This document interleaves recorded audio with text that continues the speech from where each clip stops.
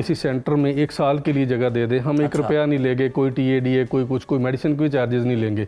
1 साल हमें सारे बच्चों को ट्रीटमेंट दें, अगर 40-55% तक हमारे रिजल्ट आए तो हमें वो कंसीडर करें, अदरवाइज बेशक किक आउट कर दें। बात कर लेते हैं एक ऐसी खतरनाक मौरूसी बीमारी की जो खामोशी से हमारी नस्लों को अपनी लपेट में ले रही है। एक ऐसी बीमारी जो पाकिस्तान में तेजी से फैल रही है और अफसोस के साथ कहना पड़ता है कि इसका शिकार ज्यादातर वो बच्चे बनते हैं जिनका अपना कोई कसूर नहीं। हम बात कर रहे हैं थैलेसीमिया की।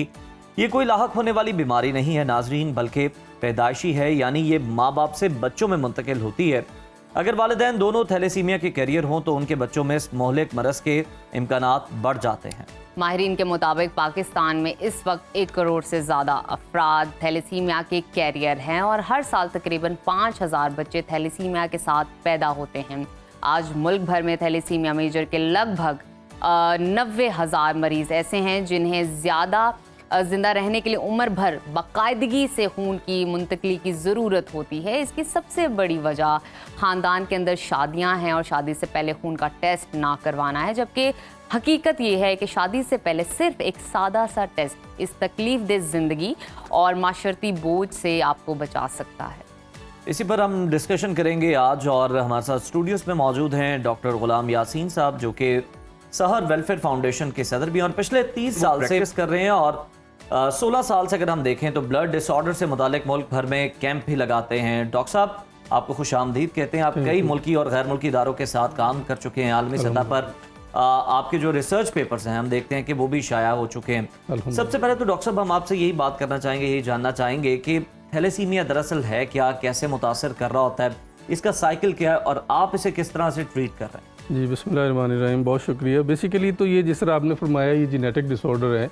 अगर दोनों माँ बाप कैरियर हैं तो बच्चा डेफिनेटली वो थैलेसीमिया मेजर का होता है। और वंस इट्स डायग्नोज्ड तो फिर ये है कि वो फर्स्ट टाइम ही पेरेंट को बता दिया जाता है कि आपके बच्चे की life expectancy maximum 8 to 10 years है। बहुत सारे बच्चे, बहुत रेयर बच्चे को 2 to 3% हैं जो 10 ईयर क्रॉस करते हैं, वो भी बहुत ज़बरदस्त किस्म की जो है ना वो केयर के साथ। तो इसमें कंटिन्यूली ब्लड जो है ना वो ट्रांसफ्यूजन की ज़रूरत होती है और उस ब्लड ट्रांसफ्यूजन के अपने बैड इफेक्ट्स हैं। आयरन ओवरलोड हो जाता है, स्प्लीन इनलार्जमेंट है, लिवर इनलार्जमेंट है, फिर लेटर ऑन हार्ट इनलार्जमेंट है। और उसके लिए लेटर ऑन जो एक सिस्टम वर्ल्ड लेवल पे चल रहा है वो किलेशन थेरेपी है। और किलेशन थेरेपी के अपने बहुत सारे बैड इफेक्ट्स हैं जो बॉडी को ही बियर अप करने पड़ते हैं। तो जैसे आपने अभी गुफ्तगू में जिक्र किया और मैं आपको ये बताना चाहता हूँ कि इसकी जो बैक एंड पे जो हिस्ट्री है, जो जिसकी वजह से मैंने ये सारा सेटअप बनाया कि 2008 में मुझे अल्लाह ताला ने बेटा दिया जो ब्लड कैंसर जिसको डायग्नोज हो गया विदिन 1.5 मंथ। तो हम मतलब ज़ाहिर है डायग्नोसिस के लिए गए, हॉस्पिटल गए, सारा कुछ, और विदिन 2 or 3 मंथ्स मुझे ये बताया गया कि 2500 ईयर्स की हिस्ट्री में ऐसा कोई बच्चा आज तक सर्वाइव नहीं कर पाया, so you can go home. अब बैसियत डॉक्टर तो एक और चीज़ है ना, बैसियत बाप आपकी वो ड्यूटी एक और होती है। तो क्योंकि कुछ बच्चे पहले हमारे पास ठीक हो गए थे ब्लड डिसऑर्डर्स के, तो फिर मैंने वो सारी अपनी जितनी भी एफर्ट्स थी वो मैंने अपने बेटे के लिए समझ लें कि उसके लिए की। और मेरे ऊपर अल्लाह ताला की रहमत ये हुई कि विदिन 8 to 9 मंथ मेरा बच्चा जो है ना वो उस चीज़ से रिकवर हो गया। अच्छा, he is now 17 years and grade 10 में वो चला गया है। Very lovely and lively. तो उसके बाद मुझे एक दिन कॉल आई एक खातून की, तो उसने मुझे कहा कि जी आपका वो बच्चा, आप लोग ब्लड लगवाने नहीं आते, ट्रांसफ्यूजन के लिए नहीं आते। तो मैंने कहा बेटा मेरा तो बेटा ठीक हो गया हुआ है। तो उसने ना बहुत ज़ारो कतार रोना शुरू कर दिया। तो मैंने उसको कहा कि बेबी आपको खुश होना चाहिए, तो आप रो रही हैं। तो उसने बहुत खूबसूरत अल्फाज में ये बात कही कि उन्होंने कहा कि जी आप तो डॉक्टर थे, आपने अपने बेटे का इलाज कर लिया, तो हमारे बच्चों को कौन देखेगा। बस वो बात उसकी मुझे क्लिक कर गई। और उसके बाद जो मेरे पास उस वक्त इकोनॉमिकली पावर थी, जो मेरे पास नॉलेज था, जो मेरे पास एफर्ट्स थी, ज़ाहिर है यंग एज थी कुछ, तो वो मैंने पूरी की पूरी अपनी यूँ समझ लें कि जस्ट एक पिन पॉइंट पे मैं आ गया कि मैंने इन बच्चों के लिए काम करना है। और मैंने अपना पूरा नॉलेज सब कुछ उसके लिए वक्फ कर दिया। और मेरे बहुत सारे दोस्तों ने मुझे कहा यार तू पागल है, क्या करने लगा है, ये तो इसके लिए अरबों रुपये चाहिए, एक बहुत बड़ा डॉक्टर साहब मैं तो बल्कि यहाँ पे ये लाजमी कहना चाहूँगा कि अल्लाह ताला ने आपको अगर इस आजमाइश में मुब्तला किया अपने बेटे की, तो यकीनन अल्लाह ताला आपसे ये नेक काम, खैर का काम लेना चाहता था, जो कि आप कर भी रहे हैं। और हमारी अपने देखने वालों से भी दरख्वास्त है कि अगर आप देखना चाहें कि डॉक्टर साहब क्या काम कर रहे हैं, किस तरह से इस तरह के मरीजों का ट्रीटमेंट कर रहे हैं, तो आप इनके क्लिनिक को विजिट कर सकते हैं। और अगर आप हेल्प करना चाहें तो ऑब्वियसली आप वो भी कर सकते हैं। अच्छा डॉक्टर साहब, आपकी मौजूदगी का फ़ायदा उठाना चाहूँगी। मैं वजूहात पर बात करना चाहूँगी। थैलेसीमिया में बच्चे मुब्तला कैसे हो जाते हैं, इसके बैक एंड पे क्या हिस्ट्री है, क्या बैकग्राउंड है, क्या कॉन्सिक्वेंसेस फैमिली के थ्रू इनहेरिटेंस में आ रहा है, और अगर आ रहा है तो वो क्यों आ रहा होता है? देखिए, ये तो एक जीन्स है। इसको दुनिया की कोई आज तक मेडिकल साइंस अभी तक इसको वो नहीं कर सकी कि क्यों है, वजह क्या क्यों है। बस ये है कि देखिए, हमारे इंडिया है, ईरान इस वक्त 100% फ्री ऑफ थैलेसीमिया है। उसकी वजह क्या है कि वो कानून जो हमारे यहाँ भी है उन्होंने इम्प्लीमेंट कर लिया, हम इम्प्लीमेंट नहीं कर पा रहे। अब देखिए, एक टेस्ट है, सपोज वो मेरे ख्याल को 1,500-2,000 का या 3,000 का है, हीमोग्लोबिन इलेक्ट्रोफोरेसिस। अगर शादी से पहले बच्ची और बच्चे का करवा लिया जाए तो मेरा नहीं ख्याल कि कोई इसमें बुराई है। और देखें, अब पहला बच्चा होता है बेचारों का, नया अभी जोड़ा शादीशुदा होता है, और वो पहले बच्चे में ही फंस जाते हैं। और उस फंसने का मतलब ये है कि अब माँ तो सारी जिंदगी के लिए गई, बाउंड हो गई जिंदगी उनकी। बाप तो निकल जाता है बिजनेस पे, कारोबार पे, काम पे, शॉप पे। माँ के लिए वो इस हद तक अजियत होती है, क्योंकि मैंने देखी है।